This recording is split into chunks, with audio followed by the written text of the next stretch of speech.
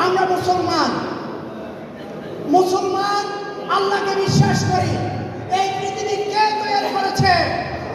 আল্লাহ। স্বর্গ এবং নরক, বেহেশত এবং দোজখ কার? যদি আল্লাহর হয়ে থাকে তাহলে এগুলোর মালিক যদি আল্লাহ হয়ে থাকে, এগুলো দেওয়ার মালিক কে? এখন যদি আপনাকে কোনো ব্যক্তি দিয়ে বলে যে আল্লাহ ভোট দিলে আপনাদেরকে জান্নাত পাবেন, এই কথাটি কি সত্য হতে পারে? যদি আল্লাহর জিনিস আমি দিব বলি, তাহলে এটা কোন পর্যায়ে পড়ে? এটা শিরিকের পর্যায়ে পড়ে। যে মানুষ শিরিক করে সে ইসলামী ঈমান থেকে সরে যায়। যারা এই ধরনের শিরিক করবে তাদেরকে আবার তওবা করে ঈমান আনতে হবে। প্রিয় ভাইরা আমার, আমরা শুনেছি কিয়ামত যখন সন্নিকটে হবে তখন দজ্জাল আসবে।